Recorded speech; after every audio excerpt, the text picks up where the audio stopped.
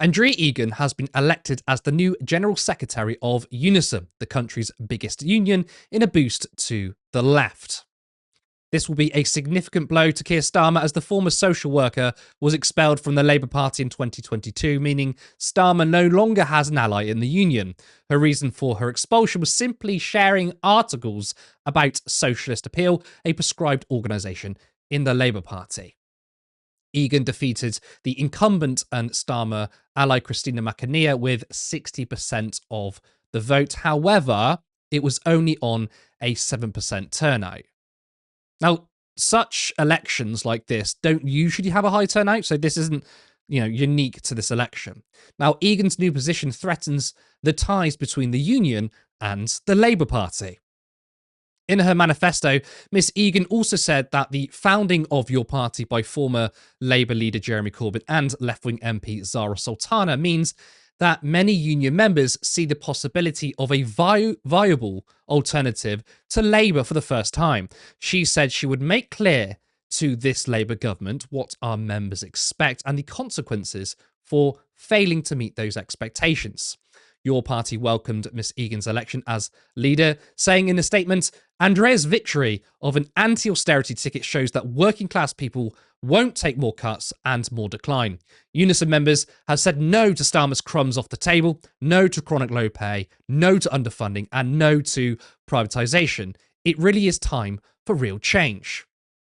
But not everyone is happy with the election. Labour First tweeted this. With a turnout of just 7%, this election shows that a minority far left are able to take over a major union through disengagement. It shows a need to always be organising for moderate courses within all parts of the Labour movement. We urge members to stay in unison. I mean, that's really funny, don't you think? Let's talk about a minority taking over a major institution. Like, I don't know, Labour Together and Morgan McSweeney. Now, Jeremy Corbyn was voted Labour leader twice by the membership. Keir Starmer had to lie to the membership to get elected. They knew, obviously, their politics wasn't popular, so they had to lie.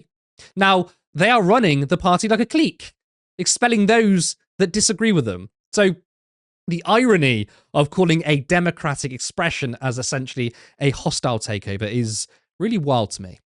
Others were more conciliatory. Tom Watson tweeted this. This is a generous acceptance announcement from Andrea. I sincerely hope she applies to rejoin the Labour Party and that she is welcomed back by national exec... Let me start that again, sorry. This is a generous acceptance announcement from Andrea. I sincerely hope she applies to rejoin the Labour Party and that she is welcomed back by our National Executive Committee. Keir Starmer said this. Congratulations to Andrea on her election of General Secretary of UNISON. I look forward to working with her. A huge thank you to Christina McAnear for her outstanding contribution to the Labour and trade union movement. She played an important role in securing the landmark Employment Rights Bill, and her work has ensured this Labour government will bring in a fair pay agreement to boost the wages of social care workers. I mean, that's really got hurt saying that from two people inside the Labour Party who bitterly hate the left. Now, this is Andrea Egan in her own words on Owen Jones's YouTube channel. I am so bitterly disappointed with Labour, as I've been a Labour member for many years. Before, I'm not a Labour member now, but I've been one for many years. And it is a disappointment at the moment that working class people were crying out for change after 15 years of austerity imposed, a political choice imposed by the Tories. So when Labour came along and got into government, I think there was a lot of hope by working class people, certainly our members in UNISON, that Labour would bring about some changes that would impact much more positively on their lives, whether that be by the pay, the terms and the conditions and the jobs, or the environments in which they live, the communities in which they live. And they've absolutely failed to do that on so many levels. We have to absolutely challenge Labour. We've got to hold their feet to the fire, and by that we have to be bold and we have to be calling them out when they are selling our members and our communities down the river. Amen to that. This is the biggest trade union in the country. What happens in this union will help determine the future of this country. This is such an important election. The ballot opens the 28th of October 2025. It runs then for another month. The result will be announced in December 2025. This would be Keir Starmer's worst nightmare, just saying. I think it's very encouraging to hear a now union general secretary not willing to take Labour's nonsense and fall in line. Ben, the largest union electing a socialist, a Labour socialist, or expelled Labour socialist. Is this a big blow to Keir Starmer? Yeah, it's a massive blow to Keir Starmer, and not just because she was expelled from the Labour Party by his clique. Of course, that's a factor. But it's also who Andrea Egan is as a person. For those who don't know, she's a former care worker. She's a former social worker and has been, she was working in social work for many, many years. Doubtless she's still got contacts within the social work sector, but that's what her profession was growing up. She's had a real job. She's not part of the professional managerial class that usually have some kind of sympathy with Keir Starmer. So apart from being a socialist, she's also working class, but also on the ground, on the front lines of austerity, if you like. I mean, in terms of social work, social care. Can anybody name a profession that's been more impacted by the last sort of 15 years of austerity?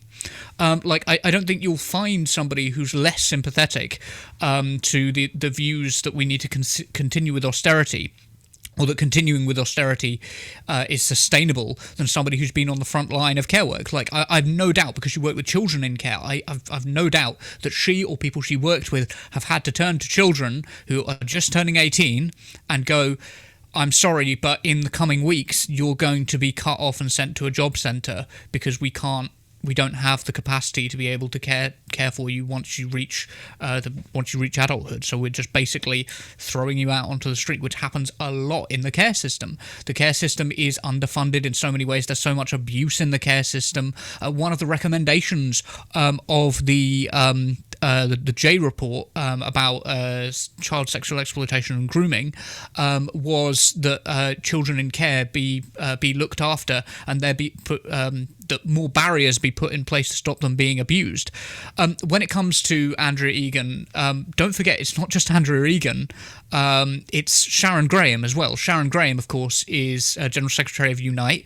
She's been increasingly critical of Keir Starmer. She's been brilliant, I think, in standing up to Keir Starmer. But together they represent apparently about 2.5 million workers across the UK and Ireland. That is a lot of power. But it's a testament to who these people are, because, of course, they are older women. Older women don't get enough respect in our society, and just from a representation perspective, I love to see some older women at the top of these organisations, but more importantly, left-wing older women. I think left-wing older women being in these positions is really important because, ultimately, they've had to fight a lot of sexism to get into the positions that they're in. Union movements are not free from sexism. They're not spaces that are free from sexism, much as any part of society. But yeah, workers' unions at the moment are not free from sexism, and for these women to have risen to that point is fantastic. Love to see it. But I honestly think empowering older left-wing women is one of the ways that we can have better representation. I also want to say Christina McKenna, who she unseated, she is she's, I don't want to misrepresent her, right? Because she has done some work supporting the idea of not targeting medics in Gaza. She has done some good stuff. But she is one of Starmer's strongest supporters. I think there is a feeling under her watch that UNISON has been too passive. I think UNISON as a whole, actually, throughout the last 20 years, has been far too passive. It's not as militant as Unite, and it needs to be more militant. And to people saying, well, she won on 7%, 7% turnout, you don't galvanise people with briefcases, right? If you want a higher turnout for your UNISON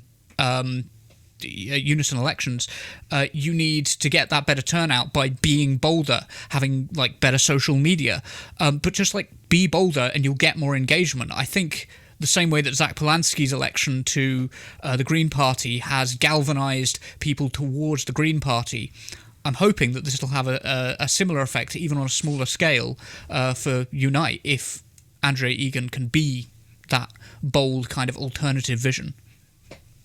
I'm a bit more critical of Sharon Graham, and this is coming from someone who was pleasantly surprised when she was first elected. I backed, God, I forget his name now. He was like the left-wing firebrand, and then you had Steve Turner, who was like the compromise candidate. Please, someone put in the chat who I'm talking about. And I didn't really know Sharon Graham, and I was really disappointed when she won. But then she started doing some remarkable things, and I was like, okay, I'm going to eat my hat here. My problem with Sharon Graham, though, yes, she's increasingly criticising Keir Starmer. She's kind of all talk, no words. I think Andrea is far more radical, and I like that. I think you make a great point about austerity. Everyone's been hit by austerity, but social care significantly has been at the brunt of it. And we know that women have also faced austerity in a harsher way. I mean, austerity has hit women disproportionately. So I think having a socialist, a woman from a social care background in a prominent position that can really hold fire to Labour is, I think, superb. I thought what was interesting in that Labour first tweet, of course, it was saying, oh no, I mean, the radicals have taken over, they've taken over. And at the end, they said, stay in UNISON. And I thought that was quite transparent because, remember, UNISON isn't a political party. UNISON is a trade union. Why would people leave if they didn't get their right leader? Because people are in a union because they want protections at work, they want to increase like their conditions and pay. So the idea that you would say, oh, you didn't get your right leader or we didn't get our leader, make sure you stay and fight. But they're treating it as a political party in which politics is 100% of what goes on in a political party. When it comes to unions, I mean, it doesn't matter who's leader. It's simply by being a union is a good thing, which kind of tells me that the Labour right do not care about unionisation. For them, it's just a tool to put their people in power rather than a union itself being in support of the working class. I want to ask you, in her so-called manifesto, she said that your party could be seen as a viable alternative to Labour. Like, she names dropped your party when UNISON are still affiliated to Labour. What are your thoughts on that? I mean, could this give your party a much needed boost, potentially bringing on unions, which is more money and potentially more media coverage? Okay, when it comes to your party, Egan does say that in that and other interviews does say that we'll have to see where they go, but the very fact that she's looking at your party and she's looking at alternatives to Labour should make Keir Starmer nervous. Like, I think that should make Keir Starmer nervous.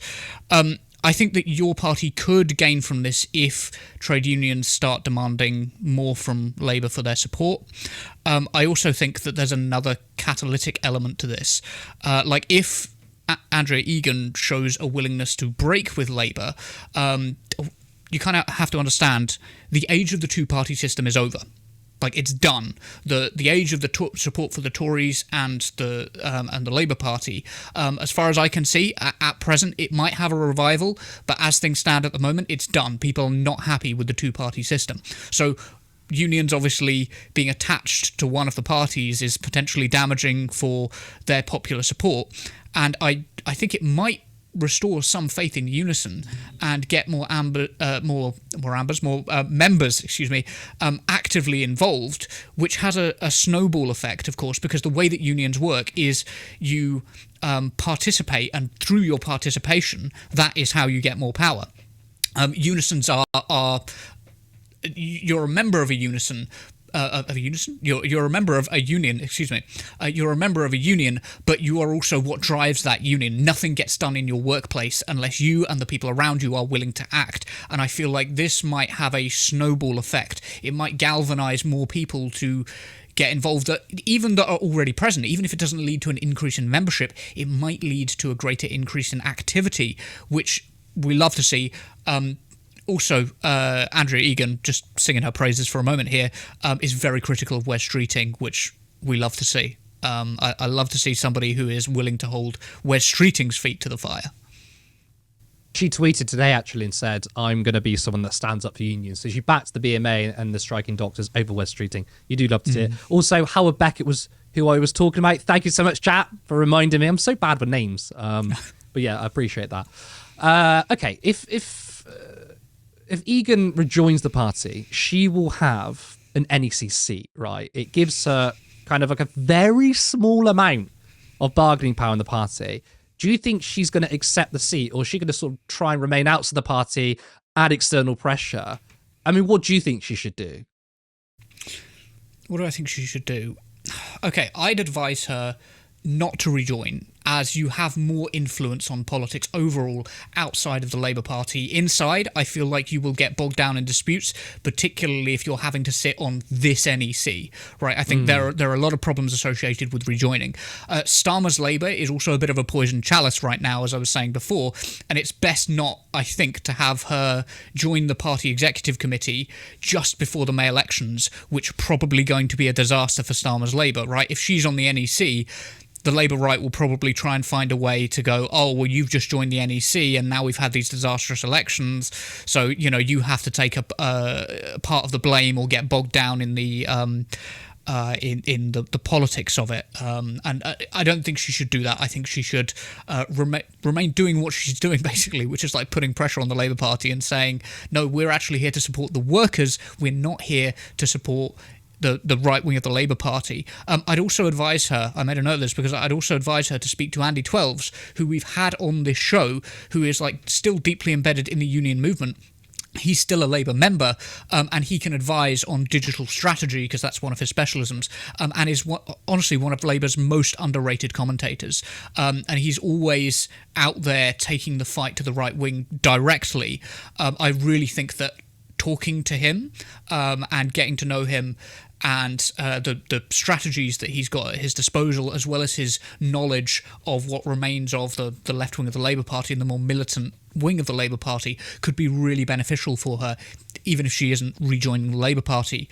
But basically, I think this gives you far more influence, trying to have these sorts of influences, social media influence, digital influence, influence through impact and power, like outside the party, is going to be far better than joining the party and trying to wrangle the executive committee to actually support some left-wing ideas.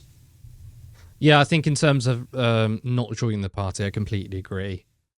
Me personally, though, I would very much like to see unions get behind your party and the Greens.